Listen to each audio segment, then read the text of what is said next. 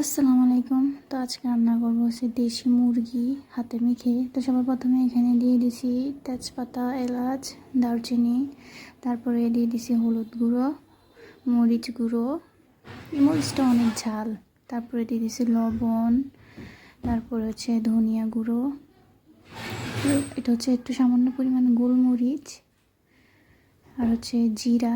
এটাতে শুধু জিরে না, আরও 8 থেকে 9 রকমের মশলা গুঁড়ো করা আছে। তারপরে দিছি আদা বাটা, একটু বেশি পরিমাণে রসুন বাটা। আপনার মুরগিতে আদা বাটা কম এবং রসুন বাটা একটু বেশি দিলে অনেক মজা হয়। তারপরে দিছি হচ্ছে তেল।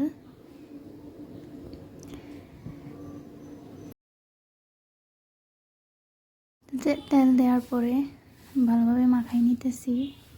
যত ভালোভাবে মাখাবেন, মাখানোর ভিতরে মজাটা, একটু ম্যারিনেট করে আধা ঘন্টার মতো রেখে দিলে আরও মজা। তা আমার বাসায় মধ্যে টক দই নাই, তাই জন্য টক দই দেই নাই। তারপরে আমি এটা চুলায় বসাই দিছি, চুলায় বসাই ঢেকে দিছি। এখানে কিন্তু আমি একটা জিনিস দিতে ভুলে গেছিলাম, তা হচ্ছে পেঁয়াজ কুচি। তারপর পেঁয়াজ কুচি দিয়ে দিছি। আমি কিন্তু পেঁয়াজ বাটা দেই নাই, আমি মাংসতে খুব কম পেঁয়াজ বাটা ইউজ করি, আমি বেশিরভাগ পেঁয়াজ কেটেই দিই।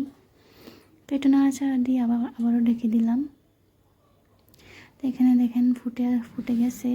তারপরে দিয়ে দিচ্ছি কয়েকটা কাঁচামরিচ দিয়ে আবারও ঢেকে দিতেছি।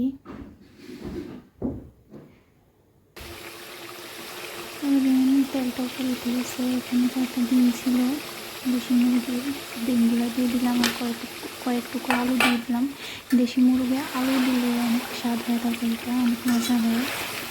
ভালো করে নাড়াচাড়া দিয়ে আবারও ঢেকে দিতেছি।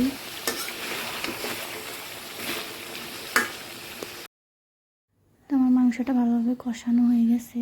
এখানে পরিমাণ মতো পানি দিয়ে দিব, যতটুকু পরিমাণ লাগে সিদ্ধ হতে। তো আবারও একটা নাড়া দিয়ে আবারও ঢেকে দিব।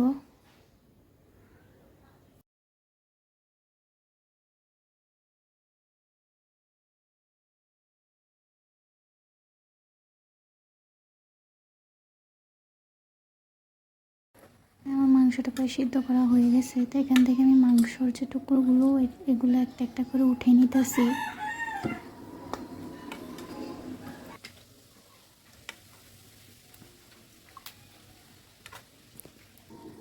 মাংস টুকরো উঠে নিছি। এখানে আগে থেকে আমি একটা কড়াই তেল দিয়ে আসছি।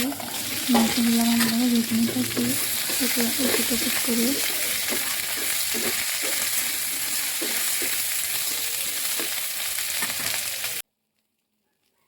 তো এখানে ভালোভাবে ভাজা হয়ে গেছে। আমি আবারও কড়াইতে দিয়ে দিলাম মাংসগুলো দিয়ে আমি আবারও এটাকে চুলায় বসাই দিছি। ভালোভাবে ফুটে গেলে ভালোভাবে ফুটাই নিব।